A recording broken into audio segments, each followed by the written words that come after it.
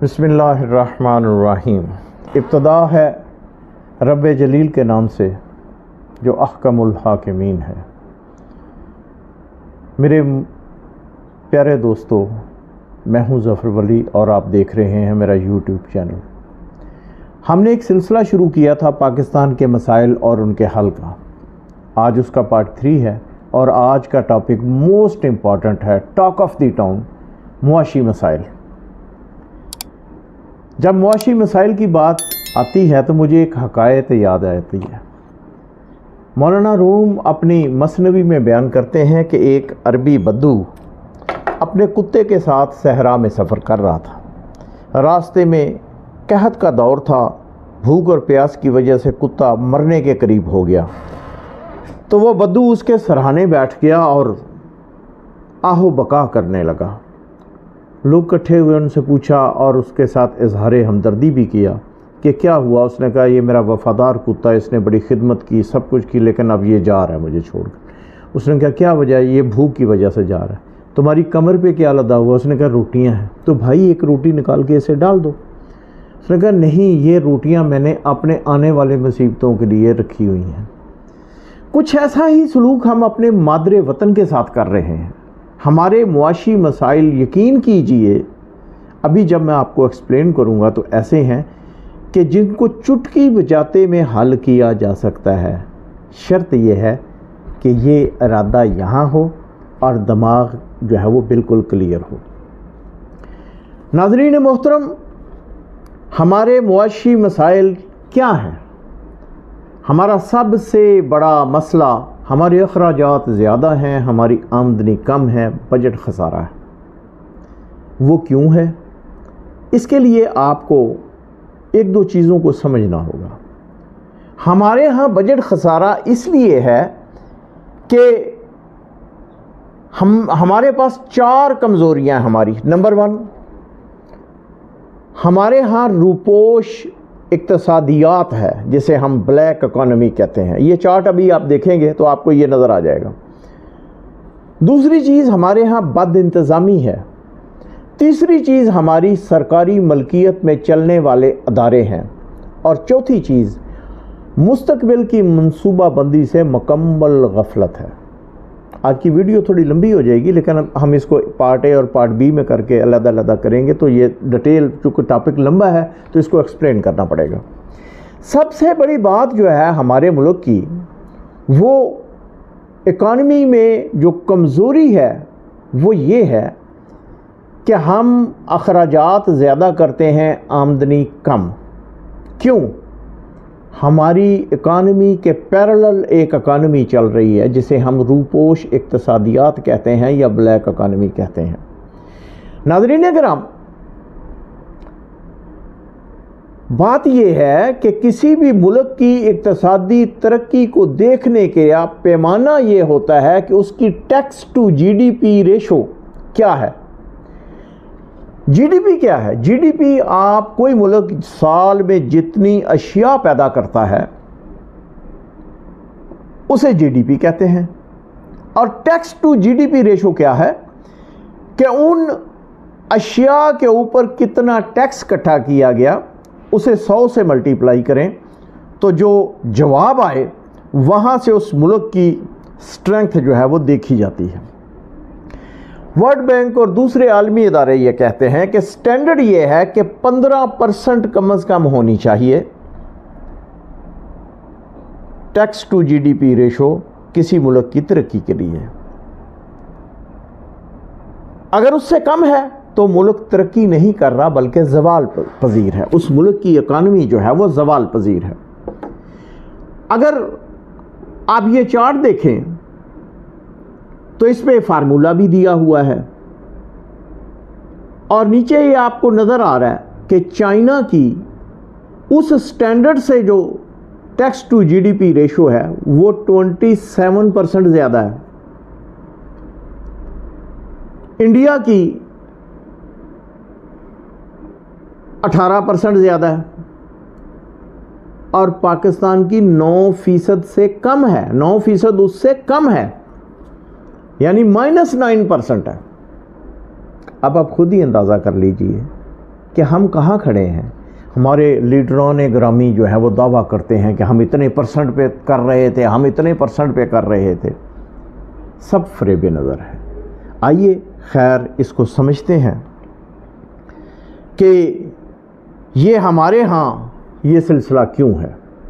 ناظرین گرامی، کوئی بھی حکومت اپنی آمدنی 3 طریقوں سے حاصل کرتی ہے: ٹیکسز کے ذریعے، بارونگ کے ذریعے یعنی دوسرے ممالک سے، انٹرنیشنل آرگنائزیشن سے یا بینکوں سے قرضے وغیرہ لے کر، اور تیسری چیز نوٹ چھاپ کر. یہ چارٹ آپ کے سامنے ہے. اب ہمارے کیس میں صورتحال یہ ہو چکی ہے کہ کرنسی ہم اتنی پرنٹ کر چکے ہیں کہ افراط زر حد سے زیادہ بڑھ گیا ہے. اب مزید کرنسی نہیں پرنٹ کی جا سکتی. مزید قرضے ہمیں ملنا بند ہو گئے ہیں. دوست ممالک بھی بیچارے تنگ آ گئے ہیں اور وہ کہتے ہیں کہ بس بابا اب ختم کرو اس کو. انٹرنیشنل مانیٹری فنڈ جو ہمارے ساتھ سلوک کر رہا ہے، جس ذلت امیز صورتحال سے ہم گزر رہے ہیں، یہ دروازہ بھی بند. اب رہ گئے ٹیکس. ہمیں آ جا کے ٹیکس کے اوپر جو ہے وہ توجہ دینی ہے. ٹیکس سے جتنی آمدنی لینی ہے اسی سے ہماری حکومت جو ہے وہ چلنی ہے. اب یہاں بھی ایک لمبی داستان ہے. ہمارے ہاں ٹیکسز کا نظام اس قدر جاہلانہ ہے کہ تصور نہیں کیا جا سکتا. کوئی بندہ پاکستان میں ایسا نہیں جو ٹیکس نہیں دے رہا، لیکن ٹیکس پھر نہیں پورا ہوتا، ہدف پورا نہیں ہوتا. وجہ کیا ہے؟ یہ چارٹ دیکھیے اور اس کی مدد سے سمجھیے ذرا. ٹیکسز 2 طرح کے ہوتے ہیں. ایک کو ہم کہتے ہیں ڈائریکٹ ٹیکسز اور دوسرے کو کہتے ہیں انڈائریکٹ ٹیکسز. پاکستان کا جو ٹیکس نیٹ ہے اس کے اندر انڈائریکٹ ٹیکس ہر بندہ دے رہا ہے، اور یہ تقریباً ہماری قومی آمدنی کا 68% ہے. اب اس میں بڑے فراڈ ہیں آگے، جیسے سیلز ٹیکس ہے، اس میں ڈیٹیل میں آگے جا کے بتاؤں گا کہ اس کے ساتھ کیا کیا ہوتا ہے. پراپرٹی ٹیکس ہے، اس کے ساتھ کیا ہوتا ہے. ویلیو ایڈڈ ٹیکس ہے، اس کے ساتھ کیا ہوتا ہے. پیٹرول کے اوپر جو لیویز ہیں ان کے اوپر کیا ہوتا ہے. یہ ساری چیزیں میں آپ کو بتاؤں گا آگے جا کے. اور ہماری آمدنی جو جتنا ٹیکس اکٹھا ہوتا ہے اس کا 68% میں نے ابھی آپ کو بتایا کہ وہ انڈائریکٹ ٹیکسز ہیں، اور 32% جو ہیں وہ ڈائریکٹ ٹیکسز ہیں. حالانکہ دنیا کے اندر یہ ریشو جو ہے یہ الٹ ہے. دنیا میں 85% ڈائریکٹ ٹیکسز ہوتے ہیں اور 15% جو ہیں وہ انڈائریکٹ ٹیکسز ہوتے ہیں. ہمارے ہاں یہ گنگا الٹی بہہ رہی ہے، اور یہی وجہ ہے کہ ہماری ترقی رکی ہوئی ہے. دنیا میں یہ اگلا چارٹ دیکھیں. ٹیکس نیٹ جو کمپیریزن ہے، انڈیویجولز کے اوپر ریٹ پاکستان میں 19% ہے، دنیا کے اندر جو ہے وہ 45% ہے. یو کے میں 45% ہے، یو ایس میں 47% ہے. یعنی افراد کے اوپر ٹیکس. اداروں کے اوپر ٹیکس جو ہے وہ پاکستان میں 39% ہے، یعنی 29% اوپر، پھر اس کے بعد 10% سپر ٹیکس. اور یہی ٹیکس جو ہے برطانیہ کے اندر 16% ہے اور یو ایس کے اندر 18% ہے. اس لیے کہ یہ زیادہ امپلائمنٹ کریٹ کرتے ہیں. انڈیویجولز کی آمدنی تو ایک جگہ کے اوپر جمع ہو جاتی ہے نا، تو یہ امپلائمنٹ کرتے ہیں، ان کو رعایت دیا تھا کہ زیادہ انویسٹمنٹ آئے. اسی طرح باقی دنیا کے اندر صرف انڈائریکٹ ٹیکسز جو ہیں وہ 15% ہے. تو اگر ہم ان کے اوپر قابو پا لیں تو ہمارا مسئلہ حل ہو سکتا. اب اس میں ایک اور چیز جو ہے وہ دیکھنے والی یہ ہے کہ بہت سارے سیکٹر ایسے ہیں جو ٹیکس نیٹ میں ہے ہی نہیں. जैसे ज्वेलर्स हैं, जैसे प्रॉपर्टी का सेक्टर है, और एक बहुत बड़ा सेक्टर ट्रांसपोर्ट का सेक्टर है। 5 रुपये पेट्रोल की कीमत बढ़े तो 100 रुपया किराया बढ़ जाता है, लेकिन उसका कोई हिसाब किताब नहीं है, वो कहीं भी टैक्स नेट के अंदर शामिल नहीं है। एग्रीकल्चर का सेक्टर है, हॉस्पिटल सर्विसेज का सेक्टर है, बड़े रिटेल आउटलेट्स हैं, कुछ देते हैं लेकिन कुछ ऐसे हैं आप उनसे रसीद मांगे तो रसीद नहीं देते। वो सेल्स टैक्स आपसे तो ले लेते हैं लेकिन आगे गवर्नमेंट तक वो जमा नहीं होता। अगर वहाँ किसी को पूछा जाए, कहा जाए, तो वो पहले तो मुकमका करने की कोशिश करते हैं, और अगर ऐसा ना हो तो फिर उन्होंने अपने कॉन्फ्लिक्ट ऑफ इंटरेस्ट के लिए चैनल्स बनाए हुए हैं। वो 2-4 साफी भेज देंगे, जाओ यार इनके खिलाफ प्रोग्राम करो, इसके खिलाफ जाके। तो ये चीज़ें हैं। फिर एक चीज़ है स्मगलिंग है, गैर कानूनी दरामदात हैं।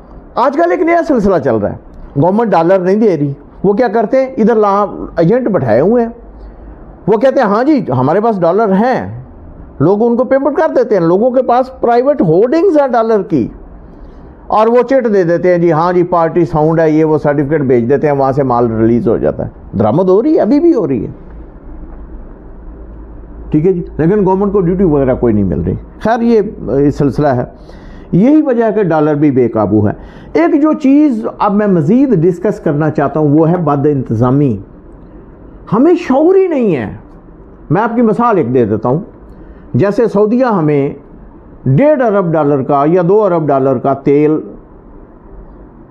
देता है उधार पे। अब होता यह है, ये बिल टू बिल होता है जी कि आप तेल ले जाएं और फिर आप इसको फरोख्त करके डिस्ट्रीब्यूट करके पैसे इकट्ठे करें और हमें दे दें। अब ये बात आप सुनिएगा और फिर देर तक सर धुनिएगा कि वो पेमेंट जो है वो 5 या 6 ऑयल कंपनीज के ज़रिए यहाँ तक आती हैं, और पेट्रोल पंप से वो पेमेंट डिस्ट्रीब्यूटर को, डिस्ट्रीब्यूटर से कंपनी को, और कंपनी फिर गवर्नमेंट ऑफ पाकिस्तान को देती है। हम साल में इस सहूलत को सिर्फ 2 दफ़ा रोटेट करते हैं। ज़रा सी एफिशिएंसी कर लें तो ये सहूलत 4 से 5 दफ़ा रोटेट हो सकती है, ज़रे मुबादला बच सकता है, लेकिन ऐसा नहीं होता। कभी गौर किया है कि ये 6 कंपनियों में से 4 एक बंदे की हैं? वो बंदा कौन है? ज़रा तहकीक कीजिए। वो मुशर्रफ दौर में भी वज़ीर था, पीपल्स पार्टी में भी वज़ीर था, नवाज शरीफ का भी वज़ीर था, वो इमरान खान का भी वज़ीर था। कौन सी ऐसी गिदड़ सिंगी थी उसके पास? गौर कीजिएगा, जवाब मिल जाएगा, सॉल्यूशन भी वहीं होगा।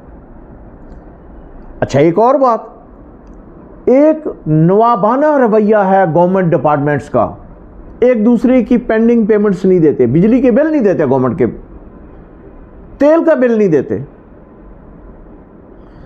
नतीजा क्या है कि हमारी सारी इकॉनमी का बेड़ा गर्क हो गया। एक और चीज़ जो है बहुत बड़ी लाइबिलिटी आजकल हमारे ऊपर है वो है पेंशन। दुनिया भर में पेंशन फंड जो होता है वो इंजन ऑफ ग्रोथ होता है, हमारे लिए लाइबिलिटी बन गया हुआ है। वजह क्या? प्रॉपर प्लानिंग कोई नहीं है, कोई बंदा काम करने को राज़ी नहीं है, उसको प्रॉपर कहीं इन्वेस्ट किया जाए, कोई उसको उसका यूटिलाइज किया जाए उसको, तो आप पे ये लाइबिलिटी कभी नहीं बनता। ये आपको अपॉर्चुनिटीज़ क्रिएट करवाता है। और तीसरी एक और चीज़ जो है वो है FBR में इस्लाहात। इस FBR के साथ हम आगे नहीं चल सकते, हमें इसमें इस्लाहात करनी होगी। आपकी इकॉनमी की ख़राबी का 90% ज़िम्मेदार ये महकमा है। लोग टैक्स देना पसंद नहीं करते, इनके साथ मुकमका कर लेना पसंद करते हैं। आज की वीडियो यहीं तक रखते हैं।